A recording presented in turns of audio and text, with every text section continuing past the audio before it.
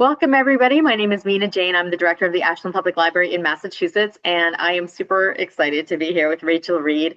I think if you've read her, you know that she's amazing. My entire romance book club reads her books. And after several conversations about how awesome they are, I just had to reach out. And Rachel immediately got back to me and said, yes, absolutely. So I was like, this is great. It's not only the great books, but a nice person, too.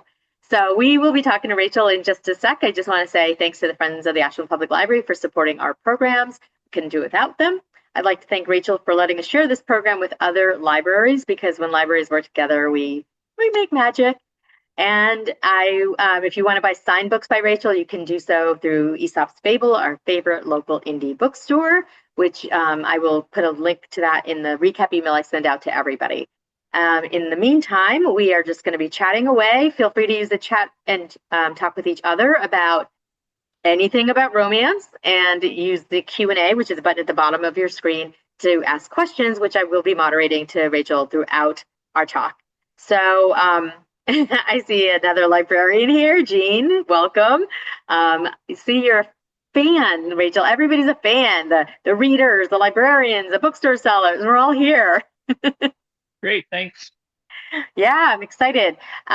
So I have to ask, in your bio, it says that you have 2 boring degrees and 2 interesting kids. And the interesting kids is great, but what are these degrees? I have a BA in political science, but it's from 2002, so it's a little dated. And then I have an MBA, which I regretted doing pretty much 10 minutes into the first class. I was like, this is not for me, but I did it. I finished it, never really used it. Really? Because you are indie published, right? So I would think like you'd have to No, be I'm trad published, so I don't do any of the business stuff. really. I have I'm actually completely shocked, and I'm gonna have to delve into this a little bit, because um MM romance, especially MM sports romance, has not been super popular with publishers. How did you make that happen? Yeah, well, when right about the time that I submitted the first book, it was right at the very beginning where publishers were starting to actively look for hockey romance, sports romance, I think in general, but particularly hockey romance, because it was really just the very beginning of it taking off. Um, and also there were several publishers, still not all of them, that were looking for queer romance. So it just was like two things that the publisher I publish with, which is Carina Press, which is part of Harlequin, um, they were specifically looking for those two things. So at the time I submitted, it was like great because I had a book with two of them. So Okay, I'm flummoxed. That is amazing to me, because I wonder if this was a timing thing, like because more stories are being told, more diverse stories are being told, that the timing just worked out perfectly for you to like slip into traditional publishing. yeah, I think it did. I don't know if it had been a few years earlier, if it would have been as easy. I mean, or at least, maybe it wouldn't have been accepted, but yeah, I feel like since then things have been pretty good for, generally a lot better for queer romance for sure, and could not be better for hockey romance. I mean, it's out of control. Well, yeah, we talk about that. Like I said, in my romance book club, we talk about your books a lot, but also um, the proliferation of sports romances in general. Um, so let's start over again, because I completely got lost track because you said that thing about traditional publishing. Yeah, Who were you as a kid? Like, were you like outgoing? Were you a reader? Did you know you wanted to be a writer? I was definitely a reader. I did write a lot. I wrote, I think I can't really remember a time I wasn't writing something. My friend, my friend who I've been friends with since I was 9 likes to bring up the Ninja Turtles fanfic I used to write at that age, where I'd be like going to Disney World with them. So, uh, and yeah, so I was always writing something ridiculous. But yeah, I wanted to be a hockey writer when I grew up. I was a really big hockey fan from a very early age, but knew that, I mean, at the time there was no girls hockey in my town, so playing it wasn't really an option, but I just wanted to do whatever I could to be around the game. I didn't really end up doing that, but I feel like I'm kind of a hockey writer now. It's a different kind. Hmm. What what drew you to hockey in particular? I know Canadians are very much into hockey. Were you because of family or? Yeah, my dad likes sports a lot. I think why hockey in particular? Yeah, it probably was just because it's the most popular sport here, but I just found it really exciting. And I think one thing that really sold me on it, I mean, I was already a fan, but I really got into it when I broke my leg skating when I was a kid, and um, I was like, but I watched a lot of hockey while I was healing, and I was so in awe of those guys, like breaking bones and then coming back as soon as possible. And it inspired me to get back on skates again as soon as my leg healed. So it was like that felt like I guess maybe like hockey really spoke to me at a very young age in a Hmm. way that kind of made me feel braver. So yeah, it's always been important to me, even though it disappoints me a lot. Oh, because of the how people are playing or how people think No, about. well, sometimes that, yes, but usually just the culture around hockey can be very toxic. Mhm. Um, yeah, so there's been a lot of times where the sport's kind of broken my heart a bit, but and yeah, sometimes it's just because my team is bad. I have heard that. I'm not a sports fan at all, but I live in Boston or outside of Boston, and people are crazed. But hockey's never really taken off. Is not as taken off as like baseball and football here. So, Yeah, and it's very curious to me that that's the big thing in Canada. yeah, because I mostly hear about the Bruins up here, but definitely I know that like the Patriots and the Red Sox fandoms are way bigger. Well, I would say nuttier, but yeah, bigger. So, at what point did you know one that you were going to write hockey books, two you were going to write hockey romance books, and three that those hockey romance books were going to be MM? Well, I guess it was all at once because I really just got the idea for the story. Like it wasn't really at the time I started writing it, I didn't even know that there really were like a lot of queer romance novels being published. Like I guess I saw a lot of kind of queer romance in the fanfic community and things like that that weren't really like traditionally published. And yeah, and I knew that there were quite a bit of self-published queer romance out there. But yeah, I hadn't really yeah, I hadn't known it was a possibility. But then I found out there was, and there were publishers looking for it. So it wasn't really that I saw that and decided to write something. It was that I'd written something that just happened to,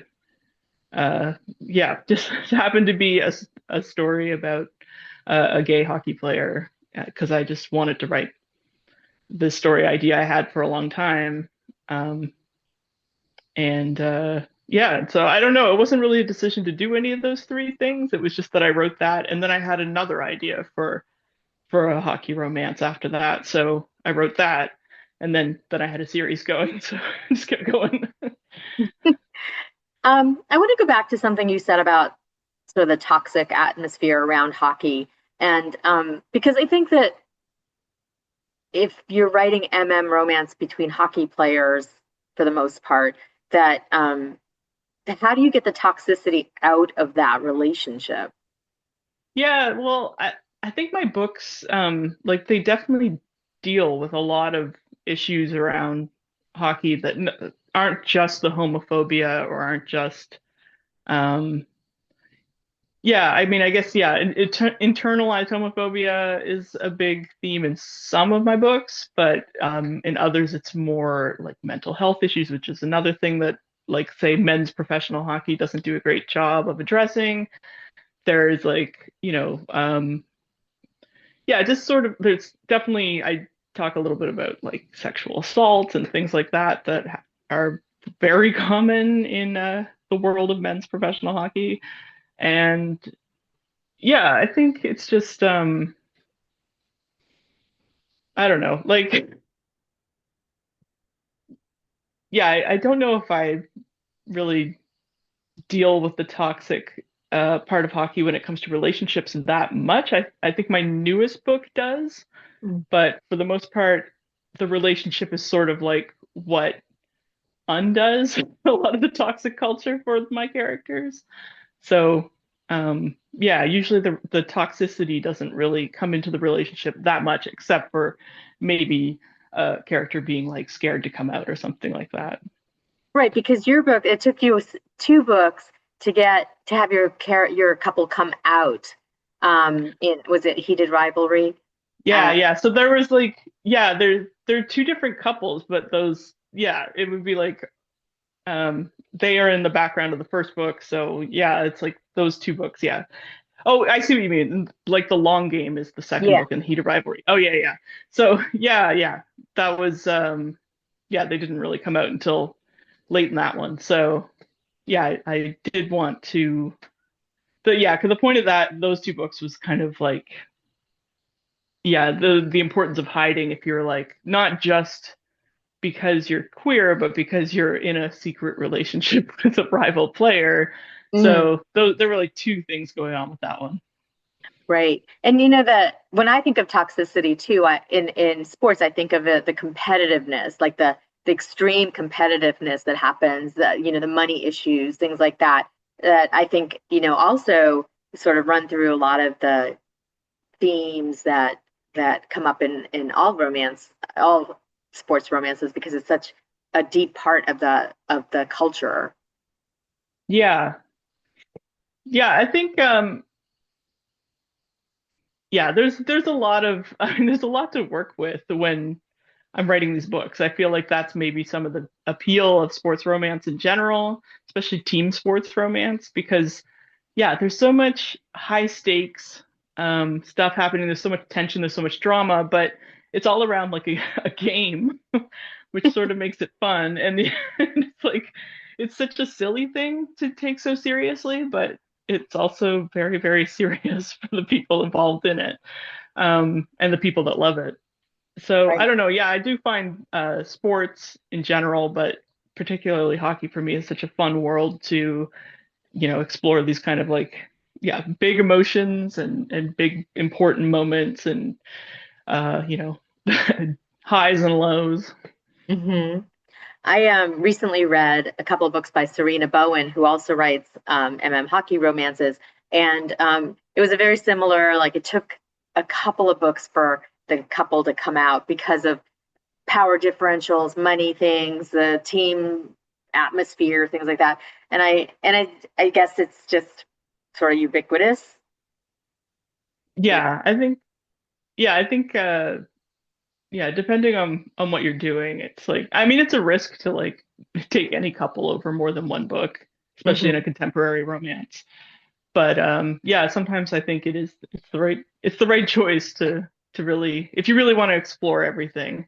Hmm. Yeah, it can be a good choice. I wouldn't do it for all of my couples, but sometimes it's right. Well, I was on Reddit earlier today, just researching your books and or people's opinions on it, and like there's this one thread where people just were like, "Ilya, Ilya." Oh, good. I was like, I hope they're saying nice things on Reddit. Oh, definitely, very much so. So I'm going to start with some of the audience questions because I, of course, have a ton, but I want to make sure we get to theirs too. Um, Yep. Beth asks, when you start writing a story, do you start with character, with trope? Do you start from a certain angle, or is it more discovery through free writing, like Ilya and Shane Forever as well? She must have been For on me, Reddit. it definitely starts with characters for me, but it's a lot of free form writing. I don't do a lot of plotting. I maybe decide some tropes in advance sometimes. Sometimes they also come as I'm writing. Um, yeah, I'm very freeform. Usually, the first thing I do with any book is I'll just write a bunch of like dialogue scenes just to kind of like meet and get to know the character, get to know their voice. These scenes might not be used in the book at all, but it's just like I just will get them talking, like maybe the two main characters talking, or yeah, just things like that, just to kind of get to know them and then find their voice, and then And then I start writing the actual story from there. Hmm. At what point does this is my question? Does a conflict develop for you within the writing? Is it like sort of natural, or do you have to think about what it's going to be? Sometimes I really have to think about what it's going to be because I'll just have like a general idea for like characters or like for the romance dynamic, but I haven't really figured out like, yeah, what the big conflict's going to be. Um, and I want to make sure the conflict isn't the same or similar in every book, and where it is, especially when I'm writing like the series of hockey romances. Um, but yeah, I think I usually try to at least start to hint at the conflict early on, if it's not like, mentioned right away in the first chapter. But I like to, if it's going to be something that comes up later, I like to drop some hints. Hmm. And I really like your book, and I think my book club does too, because your conflicts don't always revolve around them being gay. They happen to be gay, and they have conflicts. So, is that something that you actually have to um, like? Is that something that you decide early on that, like, you know what, I'm just not, as a writer, I just want them to be characters. Yeah, I think because definitely like the first one was very much about that. Then the second one was still about that, but had like an extra element added to it. And then by my third book, I was like, okay, I don't actually want that to be the conflict. So it wasn't. And the same with the fourth book. And then the fifth book really was that conflict again. And then the sixth book was the long game, which is just more of those guys. Their conflict had already been established. Um, but yeah, I do. I definitely don't want to write like a big coming out story every time. I don't want it to always be about internalized homophobia or any of that stuff. It's, that is always, it's sometimes extremely right for the story and the character, but it's not the only queer story to tell. Mhm. Yeah, absolutely. Somebody asks, who's your favorite character that you've ever written? I know this is a tough one. I know, but I have to ask it. I mean, I'm really glad I wrote Ilya, obviously. He's definitely the star of the books and knows it. But I I'm a big fan of Ryan, who's like the main character in Tough Guy. I think I really enjoy writing him. I just like being in his head. Mhm. So that's kind of like my sleeper favorite, I guess. Mhm. And as a not male, how do you get into their heads? How do you know, like, how do you develop these characters that are both male? I've always find men really fascinating. So I guess it's just like I really enjoy being in there, being in the heads of some fictional men anyway. But yeah, I think, like like most people, I grew up with a lot of men and yeah, it just kind of the way because the way that men specifically have to deal with certain things, like I don't know, like just I mean, getting into toxic masculinity again, it's just like the obviously like like women have so many things that they have to deal with that men don't. And I'm not saying I feel sorry for men, but there's like specific things that are so difficult for men that society has made so difficult for men, and I like to explore some of those things that are usually have something to do with emotions and Mhm. behavior. That's really interesting because we talk about male MM books a lot in our book club, because part of the reason we like them is because the toxicity isn't necessarily there. Because I mean, like, from your books, the toxicity is coming from externally, like the hockey world. It's not necessarily who they are. Um, Yeah, yeah. yeah, I don't, yeah, I haven't written like a ton of super toxic hockey players. It's more hockey players that are the product of that toxic masculinity, that kind of bad culture. Hmm. Yeah, and I think that's what we like about them, is because um, the characters themselves are good people. They're just in a crazy environment, and they fit into that environment because they are very athletic and, passionate about their game, but they're not necessarily not bad people, but you know what I mean? Yeah, yeah. Like even the ones that I've written that are kind of jerks, in some ways are, it's like you can understand some of it, I hope. And yeah, it's like usually a product of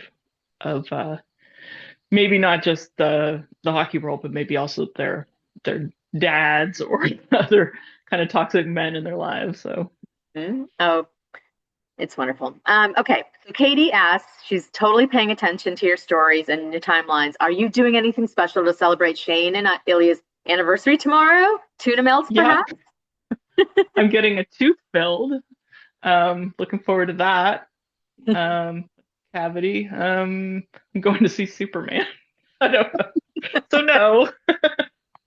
Uh, Maybe I'll try to think of something. It is a very, very big day. And I also just remembered a few days ago that my own actual wedding anniversary is 2 days later. So So tuna melts I all should around. probably celebrate that too. Maybe, maybe. Um, Maybe. Leo asks, what inspired you to write Role Model, in particular with Troy coming up against the challenges of the status quo and the defense of large sports stars against controversy around sexual assault? Yeah, I mean, there was plenty to inspire me to write that. I mean, hockey, it feels like, I mean, there's so many, horrible stories and scandals that have come in, especially in Canada. Um, and then there's, the tons and tons and tons of them that we never hear about, but it seems like endless. And nothing really ever happens to any of the players. And I just really wanted to write a book where something did happen to them. And just like it was kind of just an ultimate fantasy thing, like because there were all these, there were all these kind of known sexual predators in the league and in junior hockey and stuff at various times. And it's like you're never going to hear one of their teammates say anything about it. And I just was like, my fantasy is one of the teammates just, calls them out. Mm-hmm. And that's really where role model came from. It was just a deep desire by me to see that. Mm-hmm. And I think that if that is something that we want to read as well. We want to read that people are doing the right thing in difficult situations, and that you said, one of the things that really inspired you was these guys that got hurt one day, broke a bone, and like a couple of weeks later were back on the ice, and that's a different kind of bravery when they. Yeah, and I will say I do think that's actually pretty toxic as well, like that kind of hockey mentality that, if you're not dead, you're on the ice basically. And I'm not into that, but as a kid, as like a 9-year-old or 10-year-old, that seemed like really inspirational to me. But now that I'm older, I'm like, oh no, that's actually very, very bad. You should not skate on a not healed broken leg. Mm-hmm. Well, it's like who is that gymnast who broke her ankle and then did the jump again? Right. Yes, What I was, remember. Can't remember, but yeah, I know what you're talking about. Yeah, yeah. like you shouldn't do that. No. Oh, Carrie Shrug. Yeah. And she was like a hero, but I was like mortified, not mortified, Not horrified. good. This little Yeah. 15-year-old. Oh, it was. Yeah, So we yeah, shouldn't celebrate that. but yet we do because it's sports as opposed to Yeah. like real life to us. Yeah, we want to see them do crazy things with their body, and that's what we get. Yeah. So Amanda in my book club says my favorite book of yours is Time to Shine. It's set in a kinder, more accepting world than the Game Changer series. Was there something that pulled you to write in a different universe? Are there other universes with different features that you want to explore?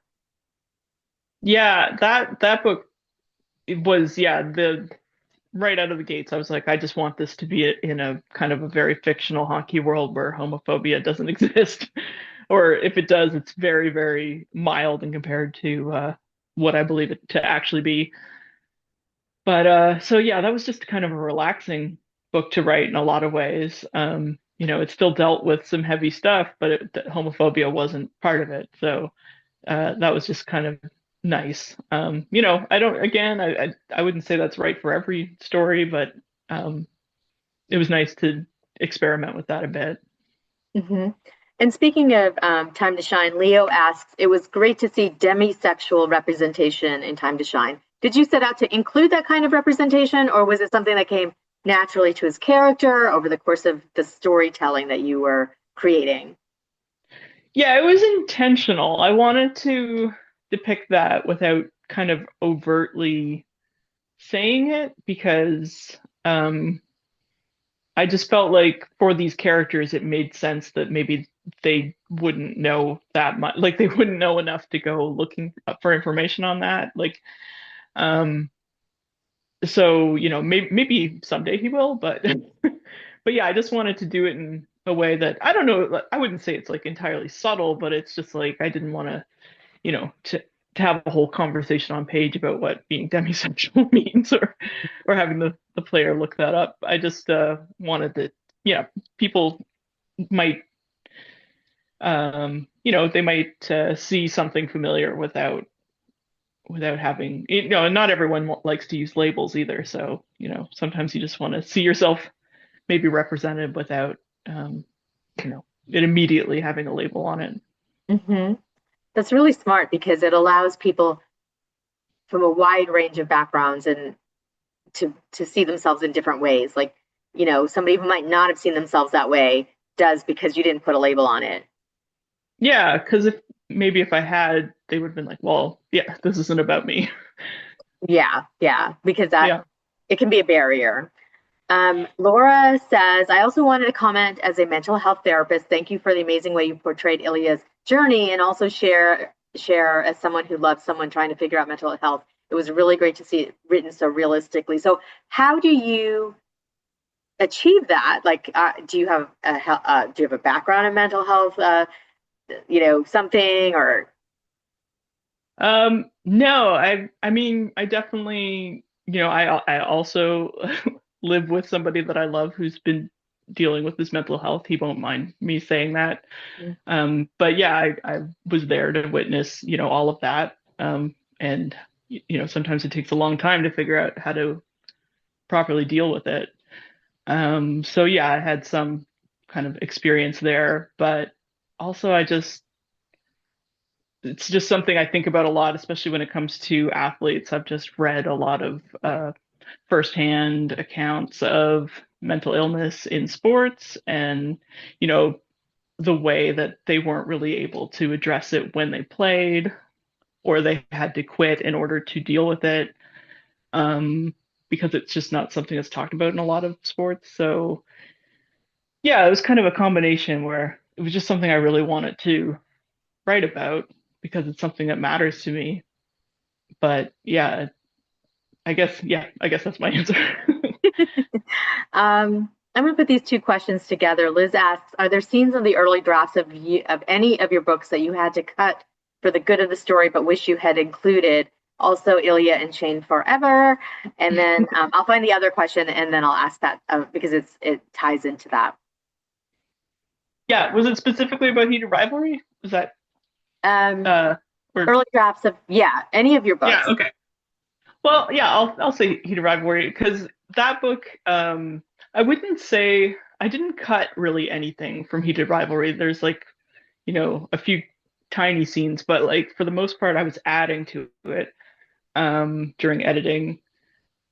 But my regret about that book is that I didn't pad out that second section enough, at least for me. Like I wish I'd included more scenes with Shane and his family. I wish I'd included more hockey in general, maybe more of Ilya's life in Boston, things like that. I wish I had included, and I'd thought about it, but I was worried about going too long. And I wish I'd just gone a little longer and included a little more of that stuff. But um, as far as things that had to be cut that like I regret, I can't really think of anything. Usually the good stuff is in the book and the bad stuff gets cut out. So. Mm-hmm. Well, it's a good opportunity to write shorts in your newsletters or on your website. Yeah, exactly. I use those scenes sometimes. So in addition to that question, Beth says, heated rivalry starts with a prologue that takes place in the future. What made you decide to introduce these characters that far down the road? Was there ever a version that you didn't have that prologue, and how did that And if so, how did that make the story feel different to you? The prologue was the very first thing I wrote for that book. And then oddly, the next scene that I wrote was the tuna melt one, which is much, well, it's not, it closely follows the prologue, but it's much later in the book. And then I gave myself the goal of writing a story up to that point that kind of earned the what happens in the tuna melt scene. So um, yeah, there was never a version without the prologue, but there was originally I had thought I'll go back and forth in time, which I'm glad I didn't do. But Mhm. so I decided instead to go right back to the beginning when they first met, when they were teenagers, and keep it linear from there, which I think was the right choice. But the other big reason why I kept the prologue after after making the decision not to jump back in time, I wanted them to be adults in the first thing that the readers read. I didn't want it to start with them being 17 years old. Yeah. So it might just give you the wrong impression of what the book's going to be. So I wanted to start it with them as adults. And I think, again, it was the right choice. So I think our readers, our audience would agree with that because people are writing Ilya and Shane forever, pretty much all over the place. Um, Katie asks, when did you decide that Ilya would have such a big part in the entire series as like everyone's gay fairy godmother, as well as everyone's sassy nemesis? Was that while you were writing Hated Rivalry, or did you have a plan for him? Uh, well, yeah, he'd already been in Game Changer, so I kind of, yeah, and then obviously, what I wrote more of him into Game Changer once I was Mhm. working on Heated Rivalry, just to kind of get more of him in there. But then after that, I had the idea of how to use him in Tough Guy. Although I will say, my originally it was the the scene that Ilya appears in Tough Guy. My original concept was it was going to be someone else, and then I was like, no, this should be Ilya, obviously. And then I just kept yeah, after that it was like, well, now he's in every book and he's just gonna be like the Nick Fury that's assembling queer hockey players. I love it. Oh yes, for that's what's going to go through my head every time I read them now. Um, when you did decide, Angela asks, when did you decide Shane and Ilya would get a second book and not just a coming out in another book or a series?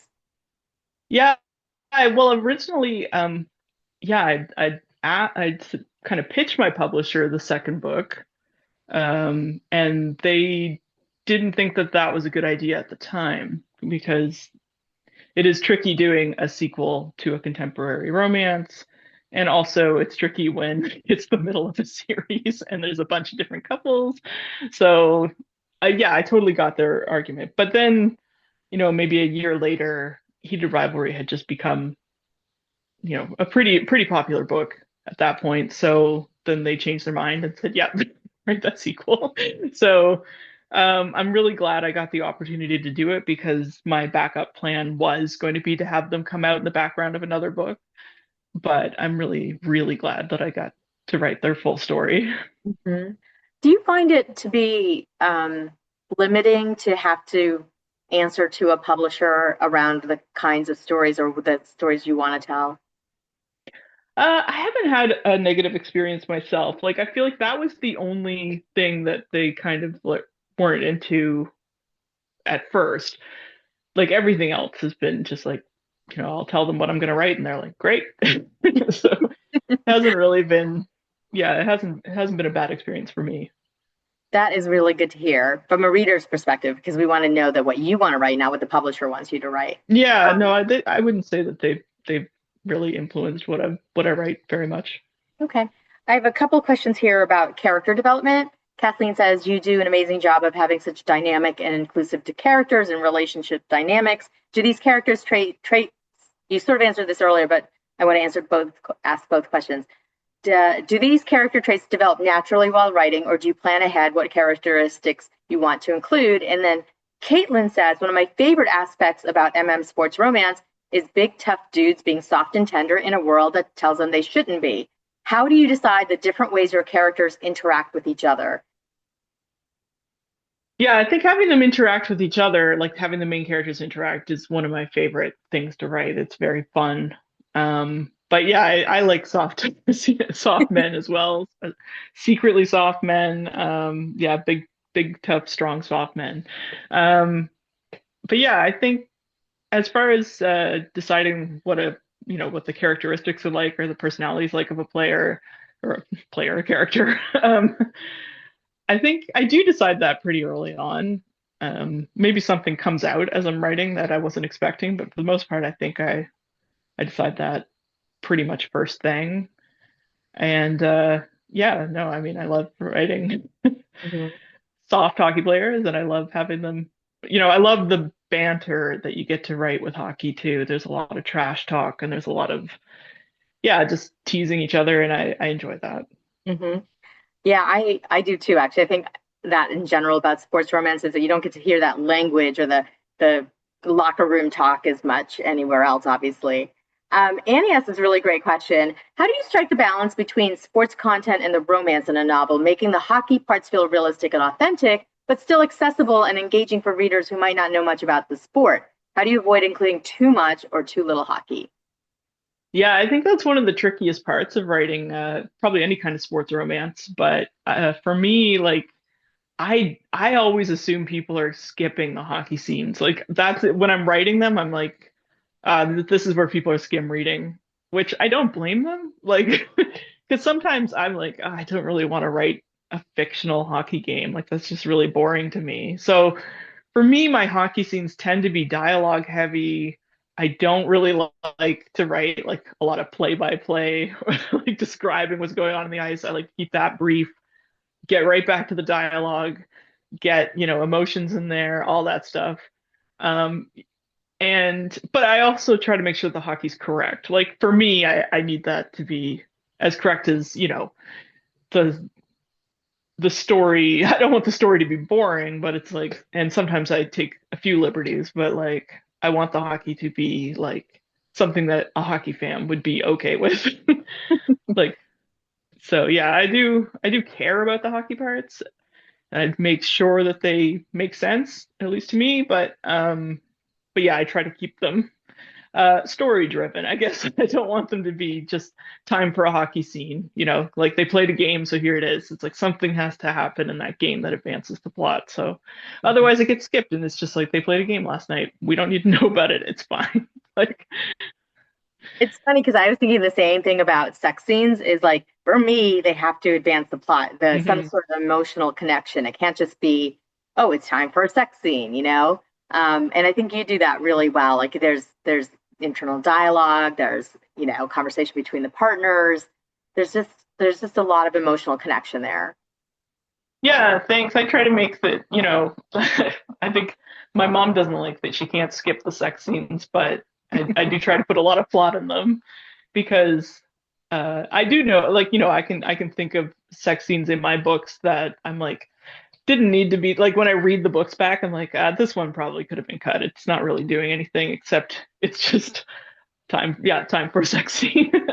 So like, yeah, I try not to have too many of those, but I know I've got a couple of them at least in my books because there are quite a few sex scenes in my books, and sometimes I think probably more than necessary, but I don't know. I just want to give the readers their money's worth. We appreciate it. Um, what do you read outside when you're not writing? Do you read romance? Do you read romance? Do you read other sports? What do you read? I read everything. Like yeah, I read a lot of romance. But all kinds of romance. I like historical romance a lot. Hmm. I like paranormal romance. I like fantasy, like romantic fantasy a little bit. Yeah, I don't know, historical fiction. Yes, I've got Captive Prince. Yeah, big fan. I don't know. Yeah, like I'm reading the new Frederick Bachman book right now because I Oh, really like his writing. Yeah, just I don't know, all over the place. mhm. Well, people are in the chat reading, like trying to read your your Oh yeah, signs there, and yeah. This is historical romance is up there. We got YA. I don't know yep. how far And up you can somebody see, said but captive prince. Yeah, we're oh yeah, it's in historical. It's like, I mean, it's not contemporary. Oh, that's okay. I think, I don't know, is it hard for you to read like within your own genre when you're writing? Yeah. Yes, I don't read. Yeah, I do not read. I don't read sports romance, especially when I'm writing. But I tend to not read contemporary romance at all when I'm writing. It's not like a hard rule, but like I'm definitely somebody that if I read something even slightly similar in another book, I'll have like a meltdown, and I'll just like like cut a whole bunch of stuff out of my book for no reason. So, because I'm like, yeah, people are gonna think I'm copying, and so I think it's just better if I don't. So Hmm. I tend to read a lot of historical and paranormal and things like that are quite different from what I write. I read a lot of like Greek mythology retellings, like things like that, just things that are way off of what I'm doing, so I Hmm. don't worry about it. Does it does it invigorate you to write more when you come back to it when you're not when you've been reading other things? I think if you, reading any book that's really, really good invigorates me. Like that kind of, it either makes me like want to try harder, or yeah, or it makes me angry that that it's so much better than what I'm doing. But like I do find it, yeah, that usually gets it inspires me to write, and maybe sometimes write some of my best stuff if it's right after I've read something really good. Hmm. Oh, that's wonderful. Jill has a random long game question. Did Luca Haas design Ilya's loon tattoo? He didn't do the loon one, but yeah, he's kind of been asked to do a future tattoo for Ilya, and I think about that a lot, and I'll try to get that story out there sometime soon. I'm with you there. Caitlin says Troy's a very different character in the way that he overcomes toxic masculinity. When we meet him in Tough Guy, he isn't a kind person. How was your experience writing his redemption arc, balancing what he said and did in the past and what makes him different from other toxic players? Like, why did he get the chance? He got the chance because I decided he was worthy of the chance. I think I tried to make sure I made it clear he didn't do anything extremely bad. He just had a really bad friend. He like hid behind some, a bad personality that was kind of made to protect himself. I just I love a good redemption arc in general, but it is tricky because not everybody deserves to be redeemed. So you have to you have to sell the reader on the person being redeemable. And yeah, that was tricky because I did make him pretty bad in, in the third book, and but I had him next to somebody who was worse, so I felt like I can work with that.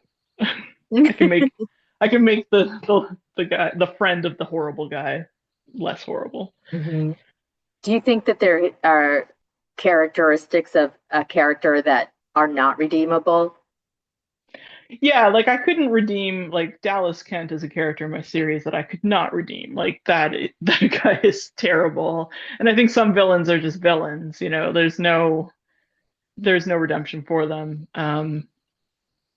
So yeah, I had to make sure that the character I was redeeming wasn't beyond hope. Hmm.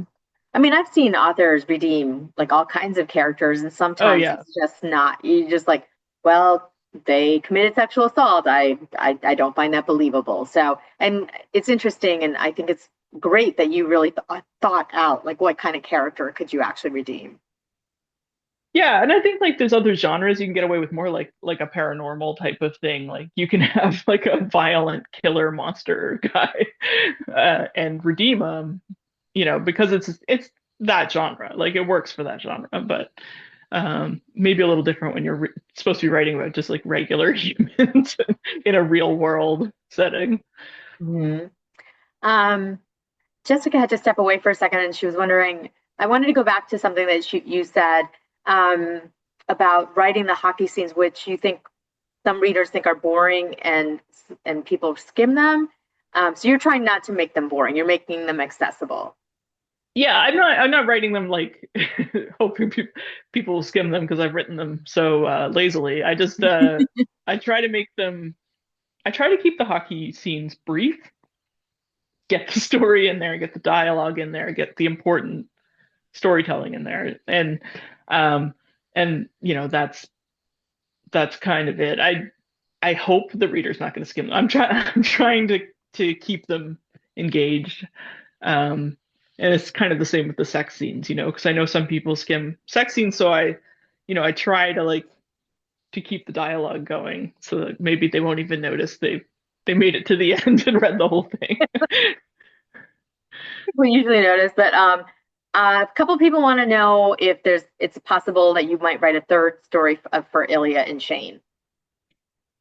Maybe. I mean, I'm gonna write something about that. Like been working on short stories. I think there's more story to tell about them. I don't know if there's a book to tell about them, but I think like there's definitely stuff. And I they're always in my head, and I still have ideas, and I still want to write stories about them. And we will read them. As Katie says in the chat, we will read an entire book of Shane and Ilya grocery shopping and doing chores around the house. My You write it, we'll publisher's read gonna say no to that. it. That's okay. I'm We gonna have, need I'm sure you something in there. have plenty of other stories. So, okay, I've left the last 10 minutes for us to talk about the TV show. Tell us Okay. everything. Everything I can tell you Yes. is yeah, it's gonna be amazing. I can say that for sure. Everything I've seen has blown me away. It's been a dream. Like I know authors are very lucky to have their books adapted, but a lot of people don't have a great experience with it, and or sometimes they do, but like, people are disappointed by the adaptation not being, close to the book or um but for me, this whole thing has been an unbelievable experience because, it started with Jacob Tierney getting in touch with me as a fan of the books. He really loved the books and he just really wanted to adapt them. And he gave me the whole pitch over a Zoom call, and like everything he said was like I was just so excited to hear. It was so nice. It's like exactly what I would want. Mm-hmm. And he wrote the scripts, he directed it, he produced it, and it's going to be on Crave in Canada, which is a big streaming service in Canada. You can stay tuned for other parts of the world, but hopefully that'll be something that will happen soon. And there's no release date yet, not even in Canada, but that will probably also be coming pretty soon, like the announcement. And yeah, it's the cast is incredible. Um, yeah, Connor and Hudson are Ilya and Shane, and they are so good. Yeah, I don't think we could have found better. I don't think we could have found better actors to play them. So Honestly, they're just perfect. going into that, how much say, well, two things. One is, how did it feel to hand over your work to somebody and just trust them with it? And two, how much say did you have on any of it once you handed it over?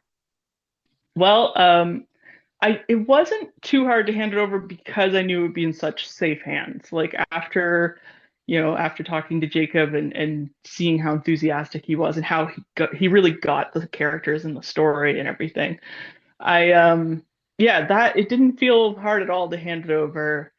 And especially when he sent me the first script he wrote, it was just great. It was so good that I was like, yeah, this is fine. I don't have to worry about this at all.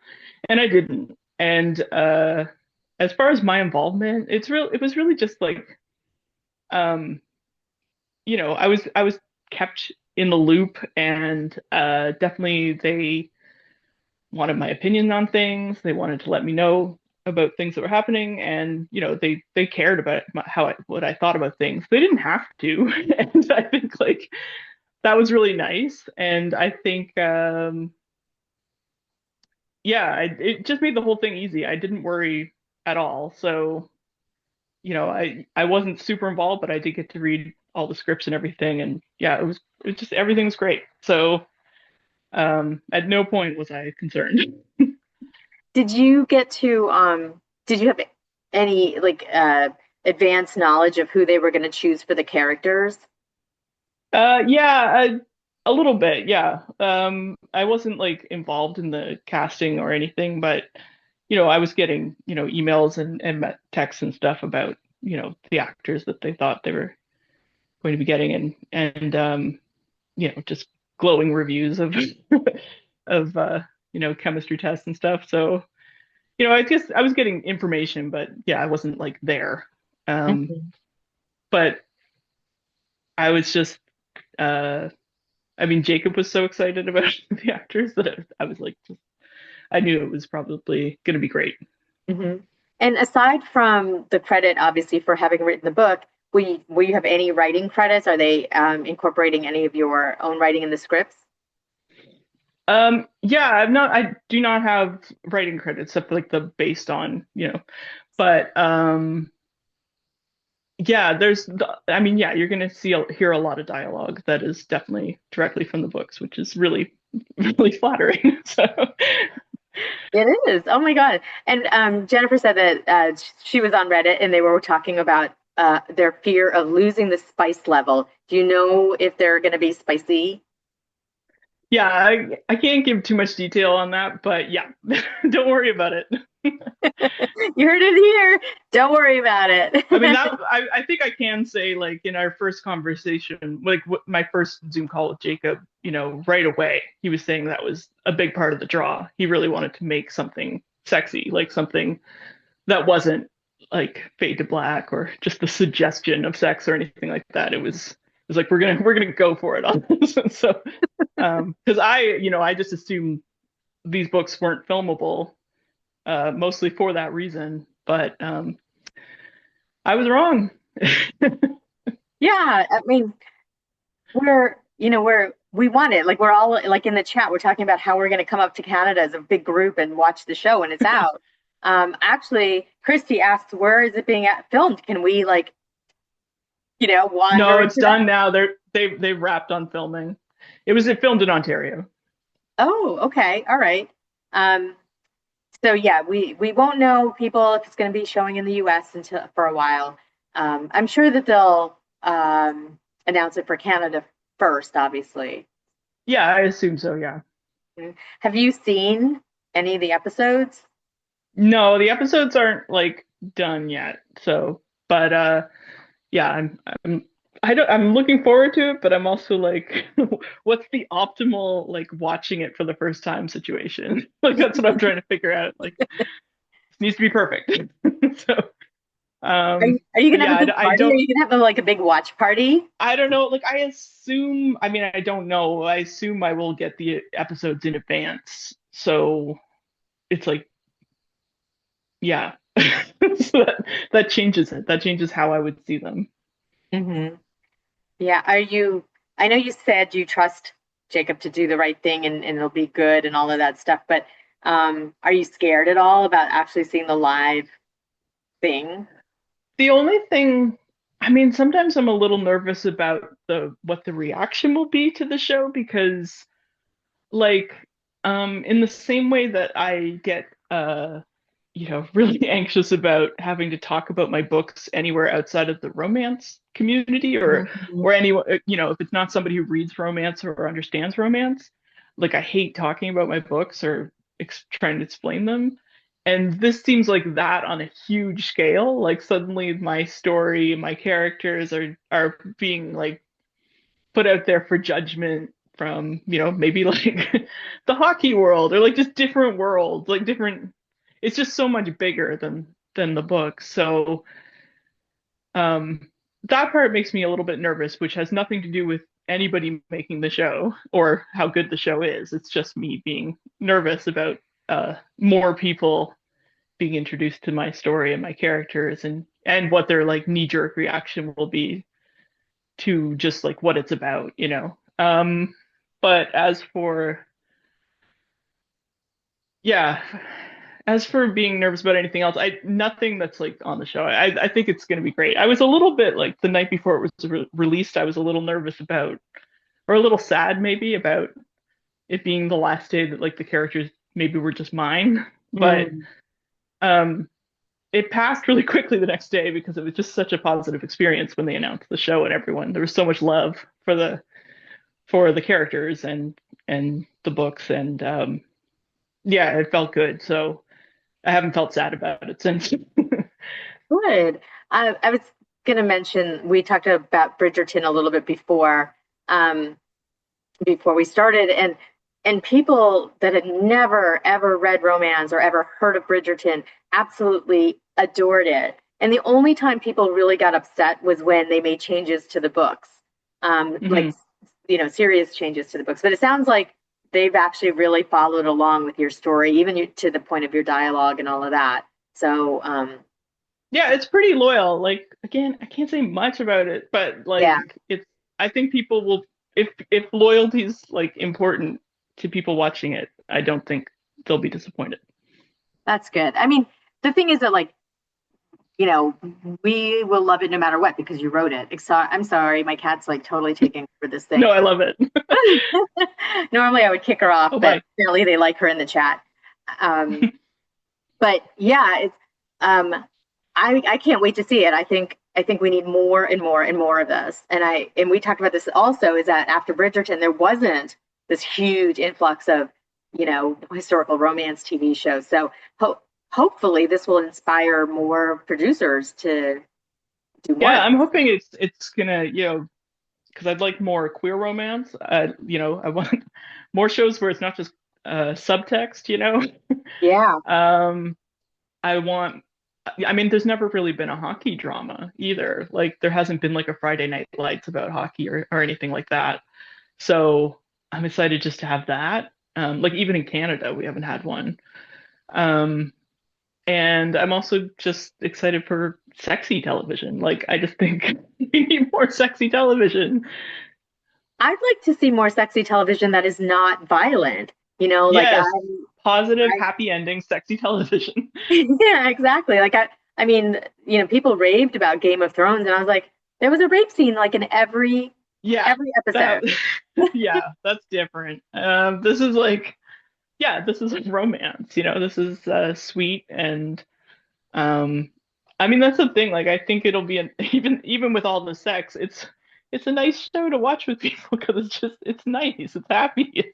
It's like it's got some heavy stuff like the book does, but ultimately it's just a sweet love story between two idiots. Well, we are all here for it. Kathleen has this amazing idea. Could you see any crossover promotion between TV cast and book events happening in the future, like a book convention with some of the cast members at your booth or at the Ashland Library, maybe? I mean, I don't know, probably not, but I mean, I'm sure there'll be some sort of stuff to promote the show that might involve me and people from the show. So you can maybe look forward to that. I'm hoping because I think that'd be fun. Um, Fun. but yeah, yeah, who knows? Okay, so last question because we're almost out of time. What are you writing next? I don't know. I've been asked this a lot lately, and I'm just kind of working on a few things to see which thing is the best one.